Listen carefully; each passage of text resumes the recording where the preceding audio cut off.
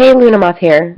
So the word of the week is Harbinger. I've been seeing this repeatedly, so I finally did a study on it, and there is just so much. A harbinger is a precursor, a forewarning. Anything that foreshadows a future event, an omen, a sign. A herald, a person who goes ahead and makes known the approach of another, one that pioneers or initiates major change. So there's a book called The Harbinger by Jonathan Cahn. It talks about the 9 harbingers or warnings that are laid out in Isaiah in the Bible when God is dealing with the Israelites. And it's like a succession of events, a perfect storm that happens before the judgment or the fall of the nation. So I'm going to read Isaiah 9:10. This is like the main verse that it comes from. The bricks are fallen down, but we will build them with hewn stones. The sycamores are cut down, but we will change them into cedars. And one thing that I read that I thought was interesting, it says the purpose of the harbingers was not to destroy the nation, but to awaken it. So I'm going to read a little, there's an article that I found out about the harbingers, and it basically kind of explains them.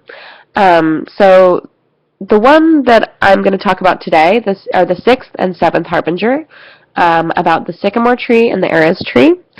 And then I will go through and tie them into ground zero, what happened with 9/11, and then what's going on today. The 6th harbinger is the sycamore. The sycamores have been cut down. The attack on ancient Israel resulted in the striking down of the sycamore tree, a biblical sign of national judgment. The fallen sycamore is the sign of uprooting, a warning, and, in ignoring the warning, it becomes a prophecy of judgment. On 9/11, as the North Tower fell, it sent debris and wreckage which sunk and uprooted an object, a sycamore tree growing at ground zero. The tree was made into a symbol and named the sycamore of ground zero. When it fell in ancient Israel, it prophesied the nation's downfall and the end of its kingdom. What happens to America depends on if the warning is heeded.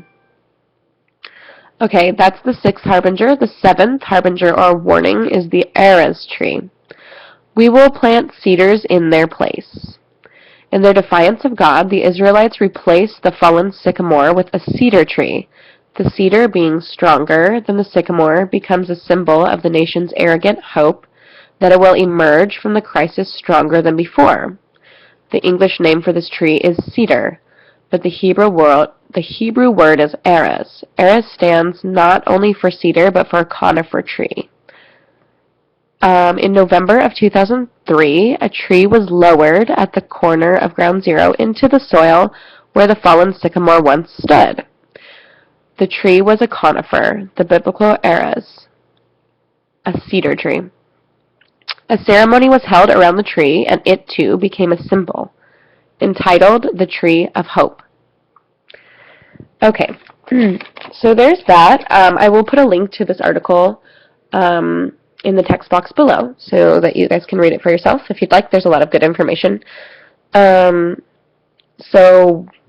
that's what I read. This is what I got from my research. I kind of bundled it all. So I might jump back and forth a little bit, but hopefully it will make sense to you. So 9/11, ground zero. Ground zero, when I was writing that, I kind of thought of rock bottom. Ground zero, rock bottom. Rock bottom is where a lot of people meet God because there is nothing left. They hit rock bottom and they can only reach up. That is our ground zero is our rock bottom. Um, and whether we continue to reach up is the defining moment. Some people reach up only for a little while and then go back to what they were doing. And I feel like America, like, was reaching up and then kind of was just like, we're fine. Okay. So, here's what I wrote. In the middle of the ash and rubble was a fallen tree, uprooted. A sycamore. It's really symbolic that the roots were actually pulled out, because the tree could have just been, like, cut off. The top of the tree could have fallen over, but for something to be uprooted, it takes a lot of force and power. So the roots were actually taken out of the ground and made into a memorial that still stands in that area. So I was reading an article about it, and there was a sentence that struck me. It says, the sycamore tree was replaced by a tree of a different nature. So if you think of something of a different nature, or, there's the nature of man, there's the nature of God, there is the dual nature of good and evil. I think it has to do with, like, the mind, like a mindset. So it's like America had this mindset that was struck down, and we took it up and replaced it with a different mindset.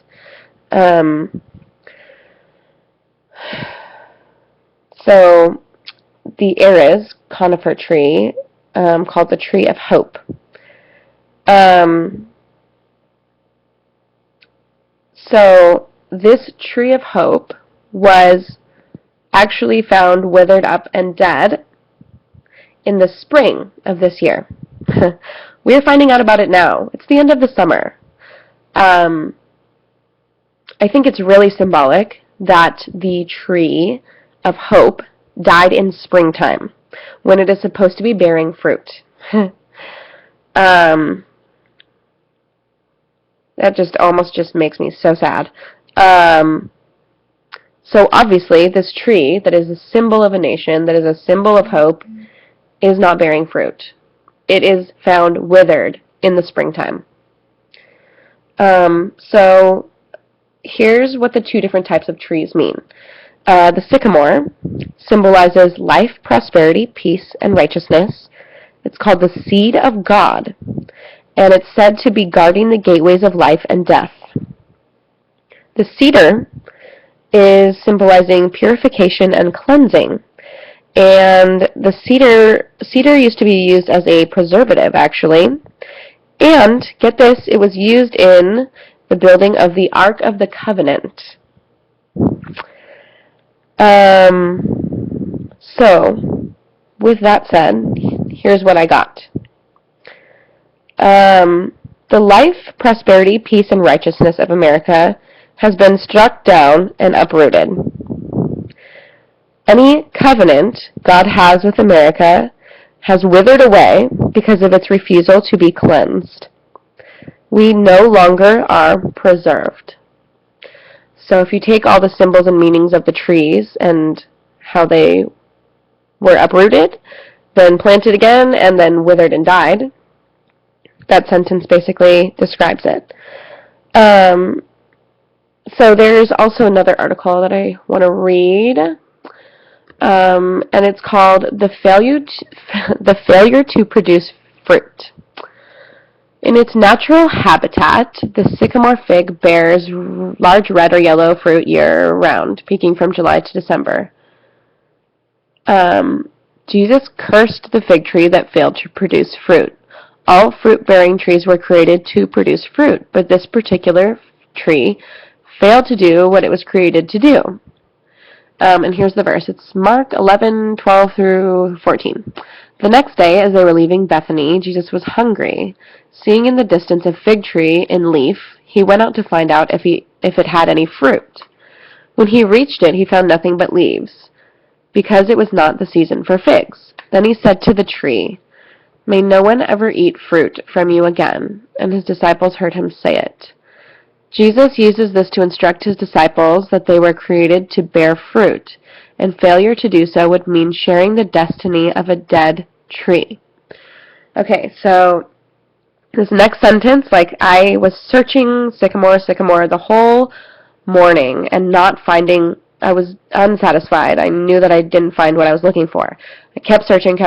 I finally came across this, and it made my stomach churn because while I read this sentence, the word America was in my head. So I'm going to read the little paragraph again. Jesus uses this to instruct his disciples that they were created to bear fruit, and failure to do so would mean sharing the destiny of a dead tree. What does not produce fruit is eventually cut down and thrown into the fire. It is burned. Whew, okay. And then for that, I got a song that doesn't seem like it ties in with this, but it does. It's actually by Sublime. The title of the song is April 29th, 1992, also known as Miami. It's about the riots that were going on at the time. But yeah, so,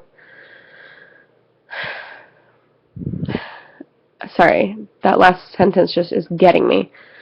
So,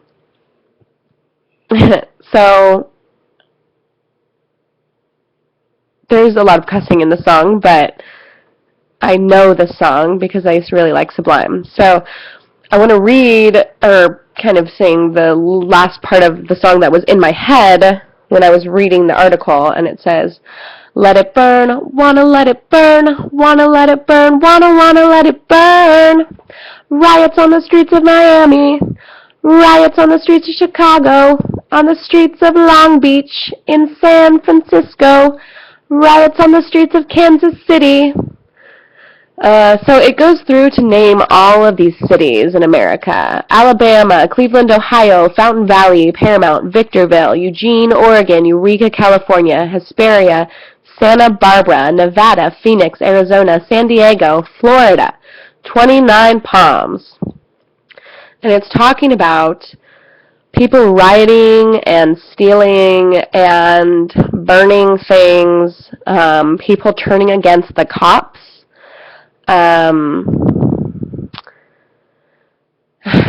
There's a part that says, "They said it was for the black man, they said it was for the Mexican and not for the white man, but if you look to the streets, it wasn't about Rodney King in this effed up situation and these effed up police. It's about coming up and staying on top and screaming 187 on a mother cop. It's not in the paper, it's on the wall," like writings on the wall. "National Guard, smoke from around all." But the main point of it was wanna let it burn, wanna let it burn, wanna let it burn, wanna let it burn, and then riots. So that's what I've got for Harbinger. There's already been a few riots. There was actually one started in Missouri.